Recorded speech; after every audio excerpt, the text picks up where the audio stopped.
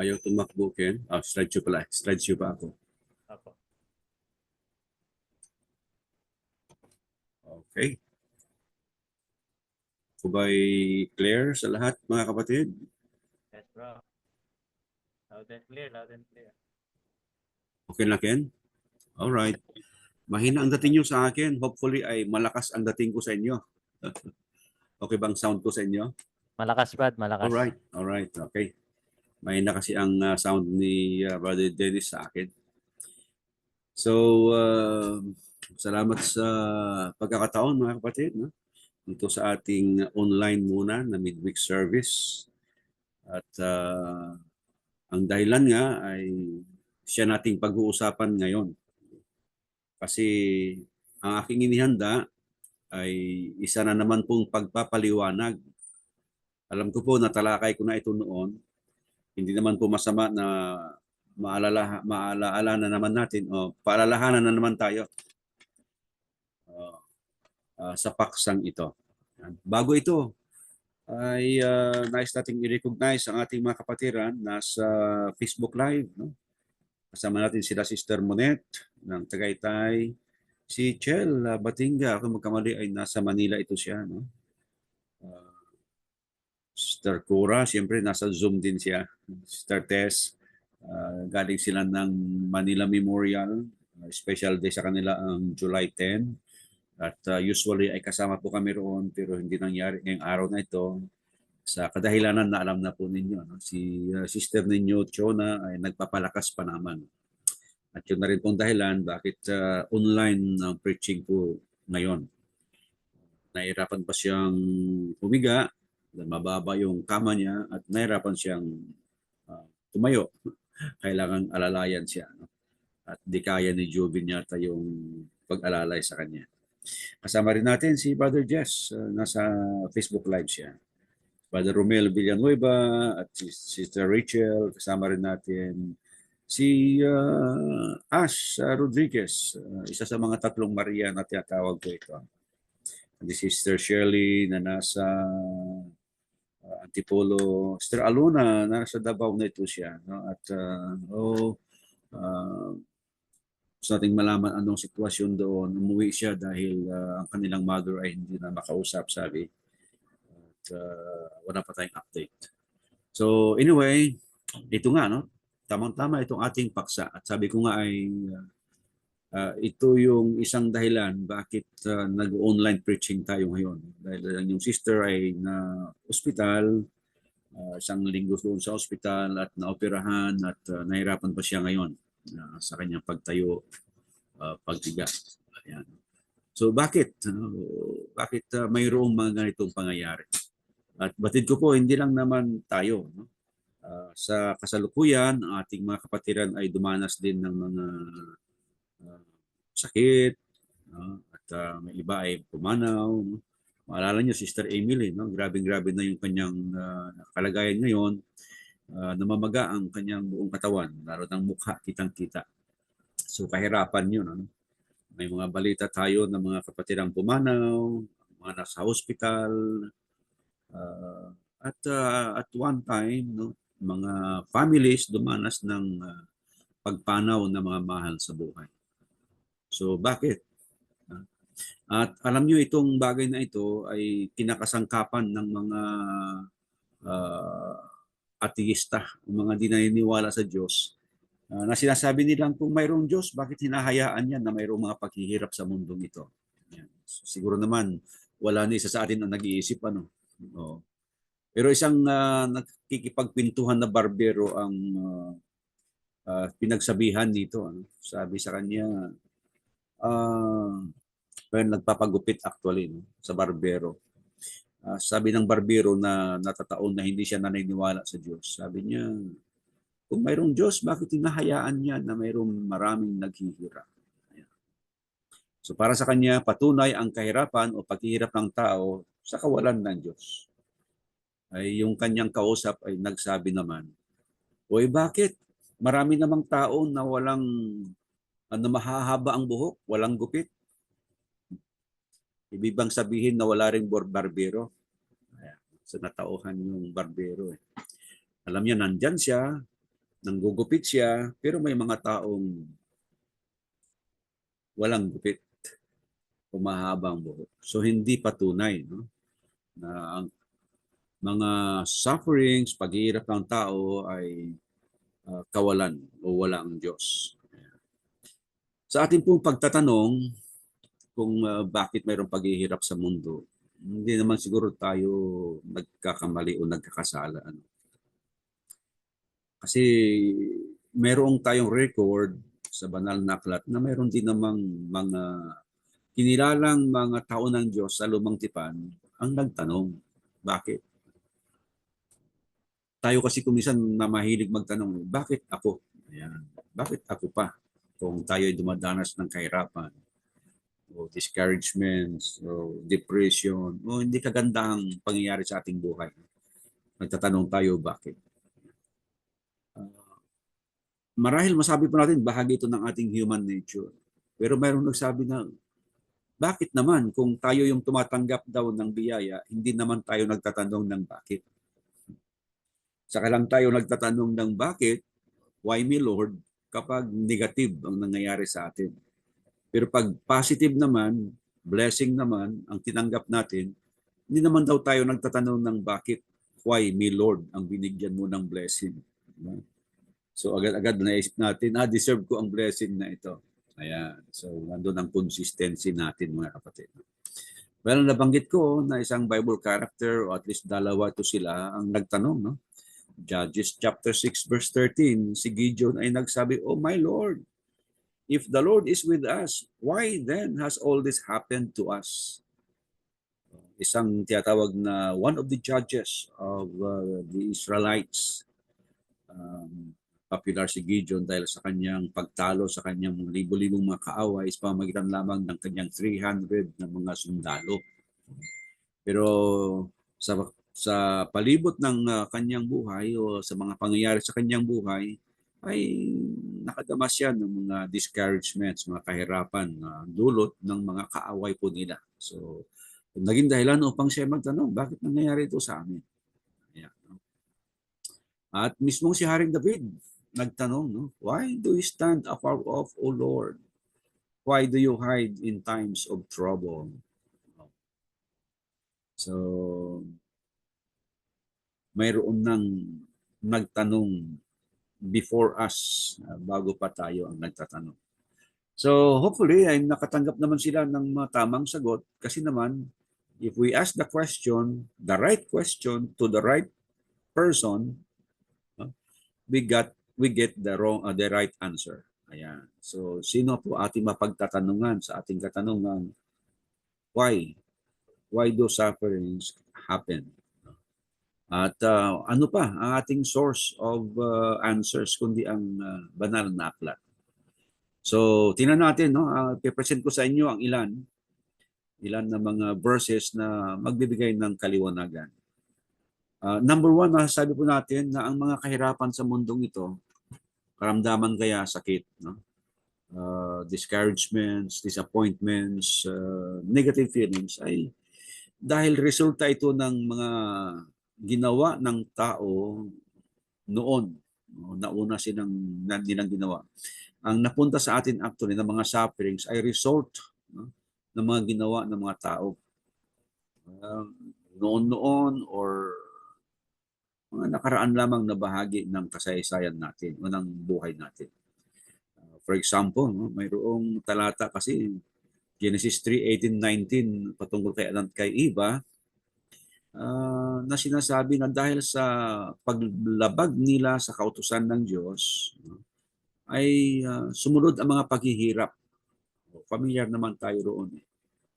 Sa pag-utos ng Diyos sa kanila, lahat ng bunga dito pwede niyong kainin, sabi, maliban doon sa isa. Kasi pag oras na kinain niyo yan, walang pagsalang mamamatay kayo. Yan ang utos sa kanila o sinabi sa kanila. Tinukso sila ng dyablo, pinili nila ang matukso, nagpatukso sila, kinain nila yung pinagbabawal na bunga. Ang resulta, paghihirap, no? Suffering. At mula noon ay naging ganun na. Halimbawa, sabi kay Adan, sa pawis ng iyong mukha ay kakain ka ng tinapay hanggang sa ikaw ay mauwi sa lupa. Sapagkat diyan ka kinuha, sapagkat ikaw ay alabok at sa alabok ka uuwi. Oo. So, ayan, no? Resulta pala ng kasalanan ni Adan sa ni Eva ay yung ah, pagpapawis ng tao ngayon upang siya ay makakain. So i-assume natin na noong mga panahon na yon, sila Adan sa si Eva, pitas lang ng pitas ng mga bunga doon sa halaman ng harden, hindi sila gaano naghihirap. No? Bagamat meron silang trabaho roon, hindi naman sila tamad doon sa halamanan ng Eden. Ang kanilang duty roon ay alagaan at pagyamanin ang halamanan ng Eden. Yan. Mayroon silang tungkulin po roon. Pero naging mas mahirap. No? Kaya Dan, pagkatapos na nagawa nilang kasalanan, at yun na ang nangyari sa mga susunod na henerasyon. Well, si Eva naman, ano yon, no? Well, nagkaroon ng paghihirap sa kanyang panganganak. Yun, yung resulta naman ng kanyang kasalanan. So, ang ilan pala sa ating mga paghihirap ngayon ay resulta lamang ng ginawang kasalanan ni Adan at sa ni Eva. At kahit na sa ating henerasyon, I mean, sa ating families, no? Yung ating mga ninuno, may mga ginawa sila noon na namana natin yung resulta ng kanilang ginawa. Hindi po yung kasalanan ang ating namana, resulta ng kanilang kasalanan ang ating minana, ang ating nararanasan ngayon. So, marahil ang ating mga magulang noon, mga ninuno noon, mas minabuti nilang pasyal-pasyal lang dito at doon at hindi nagka-interest na mamili ng mga properties, mga lupain kaya, magpatay ng bahay, o hindi na naisip yung future ng family. No? So, anong nangyari? Ang family nila, hanggang sa second generation, sa third generation, ay ganun lang din ang buhay. Hindi naging stable. Walang mga masasabing sariling mga ari-arian na kanilang matitirhan. May papamana man lamang, may enjoy ng mga sumunod na lahi. So, yun ang sinasabi po natin. Sa mga karamdaman, no? Mayroong pag-aaral actually, sabi nila yung sakit natin, hindi naman daw yun ang namamana mismo ng mga sumusunod na generation. Ang namamana lamang daw nila yung kahinaan ng ating mga genes. Kaya oo nga, no, yung mga families na mayroong problema sa diabetes, pagiging diabetic, no, ma-avoid naman sana nila yun. No? Kailangan nasa genes daw yun. So kung ginawa mo yung mga hindi nararapat, ay possible, very possible na magkakaroon ka rin ng ganoon na sakit. So yung nasa genes, so yun ay galing sa mga ninuno pa natin. No choice tayo. Yeah. Pangalawa, kagagawan ng tao ang kanyang kahirapan. Tayo mismo ang may gawa noon. Self-inflicted ang terminong ginamit ng isang doktor, nagbibiro noon sa hirap ng mga nagdudoktor, sabi niya, no? Yung ating kapatid na nasa Bacolod na ngayon, naging neuro yun dito sa PGH, neurology. Diba? Sa utak yung kanyang field. So, grabe siguro niyang paghihirap para matapos niya yung kanyang pagiging neuro. Sabi niya, ang pagiging doktor, sabi niya, is self-inflicted suffering. Mayroon palang mga ganun, ano? Oo, mayroon mga ganun. Itong tinutukoy ni Apostol Pablo, Galatia 6:7. Huwag kayong padaya. Ang Diyos ay hindi napabibiro, sapagkat ang lahat na ihasik ng tao ay siya namang aanihin niya. Oo nga, no? Kung magtanim tayo ng mabuti, mabuti ang ating aanihin. Magtanim tayo ng masama, masama ang ating aanihin. So may kinalaman ito sa ating kalusugan, halimbawa, no? Ang lifestyle natin. Oo, may mga kilala tayo na noong mga bata-bata pa sila, naging pabaya. Mayroong sister na nag-message sa atin. Sabi niya, Brad, napabayaan ko ang aking kalusugan. Oo, maamin, no? So sa kanyang kalusugan, napabayaan niya, yun ang itinanim niya. Pagpapabaya sa kanyang katawan. So ano ang kanyang aanihin? Natural, no? Maging resulta ng kanyang pabayaan, magkakasakit siya. So tama ang principle na ito na sinabi ni Apostol Pablo, kahit na sa ating mga sufferings. Bagamat hindi lamang suffering ang tinutukoy ng talata, but the principle is there.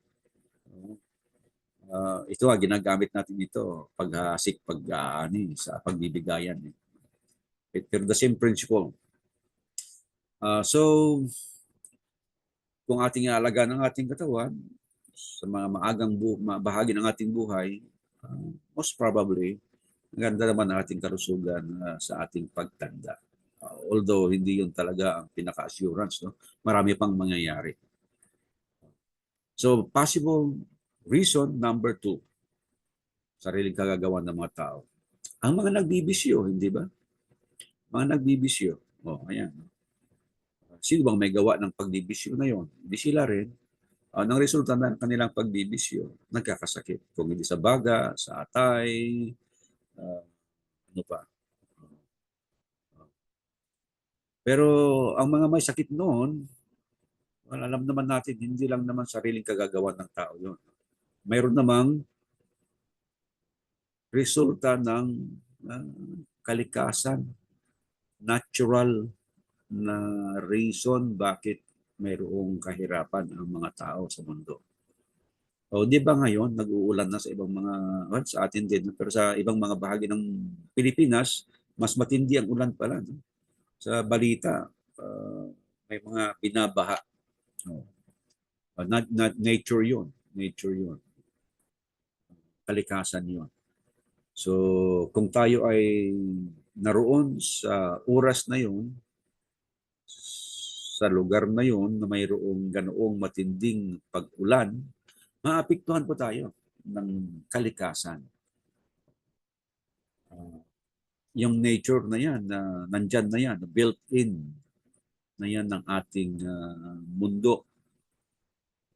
Kung diadaanan ng hangin, mayroon ng diadaanan yan. Diadaanan ng tubig, mayroon na yung daanan. So sabi nga, lahat ng tubig ay water sets to its own level, sabi niya. Yung ginagawa ng tao, yung level ng tubig, kung saan sana dapat ang tubig inaagaw ng tao. Mga reclamation areas. So anong nangyayari? Sabi nila, bumabawi ang kalikasan. So, yung mga bundok, supposed to be, hindi naman tirahan. May ginagawang tirahan ng tao, tinitibag. O katagalan, natitibag din at nagdudulot ng kasamaan, kahirapan sa mga taong naroroon. Ang ulan, no? Para sa lahat kasi ito, mabuti at masama, Matthew chapter 5 verse 45. So walang pinipili ito ang kalikasan. Wala siyang pinipili. Lahat ng tao na nakatira sa mundo, maapektuhan. Sabi nga ng Apostol Pedro, Ikalagawa 10:34, ang Diyos ay hindi nagtatagi. Mayroong kanyan ang mga comments sa babasa nyo. China kasi mahilig daw sa tubig. Pinambubumba sa ating mga sundalo sa ating mga barko na sa West Philippine Sea. Ngayon, binigay sa kanila yung maraming tubig. Binabaha daw isang pagbahagi ng China. Ano. So, ibig lang sabihin, doon sa mga area na yun, hindi naman lahat mga masasama siguro mga tao naroroon. Baka may mga Christians din doon. Pero apektado lahat-lahat sa natural calamity. Ang ating mga sakit kuminsan, natural eh.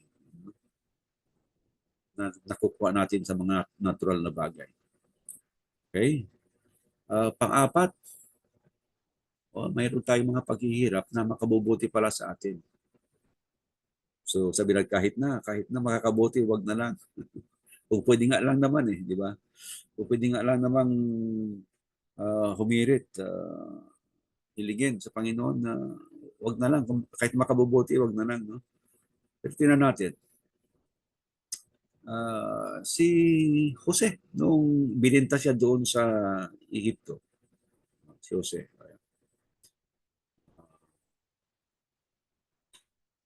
mga kapatid niya nagbenta sa kanya, nakarating siya roon at mga sumusunod na kasaysayan ay nagkaroon ng 7 taon na sagana at sumunod ay 7 taon na tag-hirap o walang ani Dahil nahulaan ni Jose yun, mangyayari, ginawa siya na mamuno sa pag-iimbak ng mga pagkain doon, no, sa Ehipto.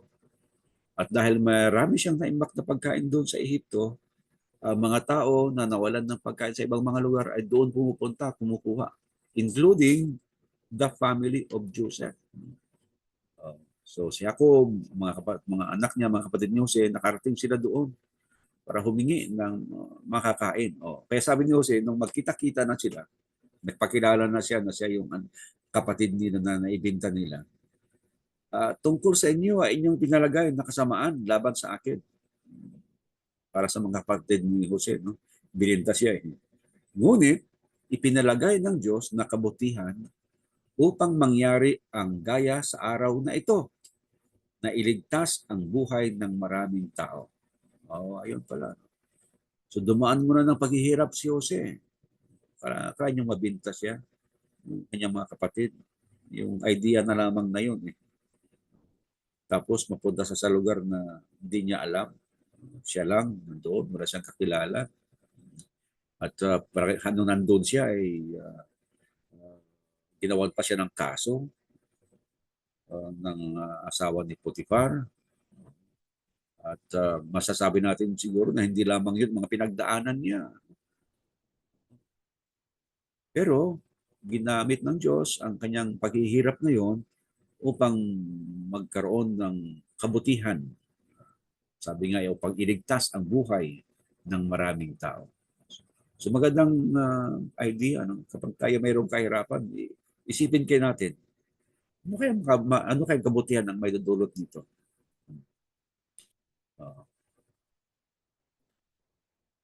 Mayroon din namang mga paghihirap, mga kapatid, na nagsisilbing tukso sa atin. Subalit, ang mga ito ay maaring ituring na pagsubok lamang. May mga paghihirap din pala na nangyayari at ito ay saan yung pagsubok. Pagsubok. No? Sabi ni Santiago, mga kapatid ko, ariin ninyong buong kagalakan kung kayo mga hulog sa sari-saring tukso. Yamang nalalaman ng pagsubok sa inyong pananampalataya ay gumagawa ng pagtitiis. Yun pala. Yun palang purpose ng mga pagsubok. Pagsubok sa ating pananampalataya, ang resulta nito, pagtitiis. Bakit kailangan ng pagtitiis? Maraming mga mangyayari sa mundo na kailangan nating tiisin. Na kapag wala tayong pagtitiis, madali tayong tumigil. Madali tayong sumuko. Pero kung marunong tayong magtiis, hindi tayo susuko. Makakarating tayo sa finish line. Yung mga tao nga naman na hindi dumanas ng mga kahirapan, pag sila na ay dumanas ng kaunting hirap lang, may sumusuko na. Pero ibahin natin ay yung mga taong sanay sa kahirapan. Literally, or emotionally, or spiritually. Pag sanay tayo sa mga kahirapan na, hindi tayo basta-basta sumusuko. Sasabihin na natin, nangyari na sa akin yan eh. Nagtagumpay naman ako. Ayan. Kung kinaya ko nung una, why not now? Kakayanin ko rin ngayon. So natuto tayong magtiis at kinakaya natin anumang suliranin na dumarating. Kaya sabi ni Pablo, kung kayo maghirap bilang mga Kristiyano, huwag kayong mahiya. Ginamit pang ang word para dito sa Old Tagalog, magbata, naggaya ng Kristiyano. Sa magandang balita, kung kayo'y magdusa dahil sa pagiging Kristiyano, mayroong pagdurusa, no? Ang maganda, pagdurusan dahil sa tayo ay naging mga Kristiyano. So, mayroon po. At ito ay ating mapaglalabanan kung marunong tayong unang-una, magtiis nga. Marunong tayong magtiis. Napagtatagumpayan natin ng mga yan. Paghihirap ay maaring galing kay Satanas. Ito, no? Parang mahirap isipin ito na ang diablo ay mayroon pa rin ginagawa laban sa mga Kristiyano. Pero isipin natin, si Pablo nga ginawan ng masama ng diablo. Sabi ni Pablo, binigyan ako ng isang tinik sa laman, ng isang sugo ni Satanas, upang ako'y tampalin na ako'y huwag magpalalo ng labis. Uh, Oo nga naman, nais naman ng Diablo kasi tayo ay uh, mapasama, tayo maghirap. Kabaliktaran ng gusto niya mangyari sa atin, doon sa nais ng Diyos para sa atin. Si Pablo na kinakasangkapan ng Diyos, pagpapalaganap ng kanyang salita, ng Ebanghelyo, pagliligtas ng mga tao, siyempre kalaban siya ng Diablo. Kaya sabi niya, binigyan niya ako ng tinik sa laman. Sa mga pag-aaral, ang tinik sa laman, parang tinik sa dibdib, di ba? Tinik sa laman ni Pablo ay yung kahinaan daw ng kanyang mata, ang kasiraan ng kanyang mata. Kasi mayroon siyang isang sulat na sinasabi niya, I have written you in bold letters, parang gano'n.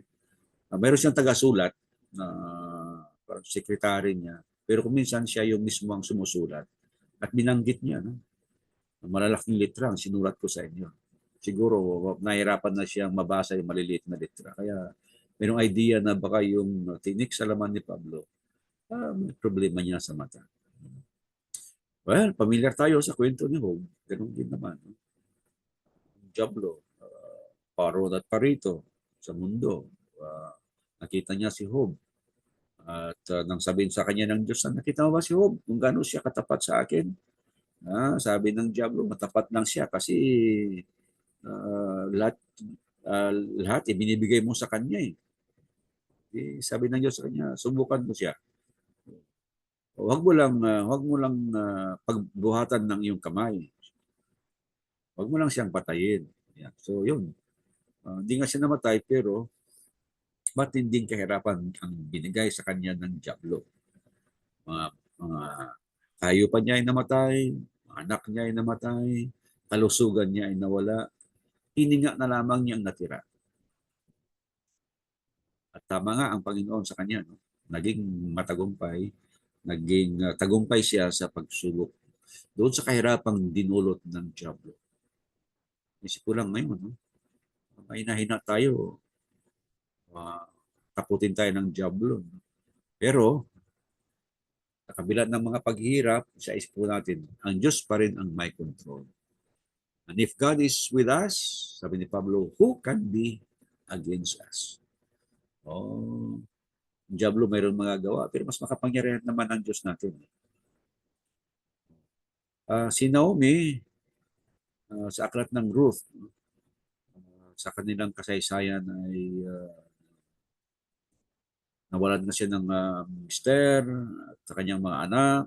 Ang natira na lamang sa kanya ay itong si Ruth, ay ang kanyang mga manugang. Kaya sabi niya, wag niyo na akong tawagin Naomi.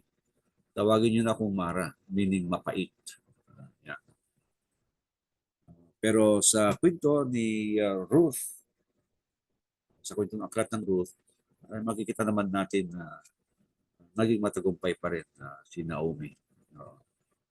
At naging bahagi nga siya sa plano ng Diyos sa pagdating ng Mesiyas. So sa kabila po ng lahat ng mga paghihirap natin, sufferings, in case na mararanasan po natin, still we proclaim God is in control. God is good. All the time, God is good. Para po sinasabi natin. Personal naming naranasan po ito mga kapatid, itong mga huling mga araw na na-hospital ang inyong sister. Kinabuti po yon para matanggal po yung source ng pagsasakit ng matindi, pagkikirot ng matindi ng kanyang tiyan. Tanggal po yun. Kung wala po yung warning na yun na sumasakit, ay mahirap po at sasabog doon sa loob yung abdomen. Pero sumakit, pinaka-warning, dinala sa ospital, natingnan ng mga doktor, mayroon silang solusyon, ginawa ang solusyon, tulong-tulong naman mga kapatid na matustusan ang solusyon. So, mabuti ang Diyos. So, nawa, no? Sa ating lesson na ito, magbigay sa atin ng idea patungkol sa ating mga paghihirap na nararanasan at isa o dalawa sa mga ating tinalakay ang maaring maging dahilan. At huwag po naman tayong panghinaan. Huwag tayong panghinaan. Sa kabila po ng lahat na ito, mabuti pa rin po ang Diyos sa atin. Yun naman po, magandang hapon, magandang gabi sa ating lahat.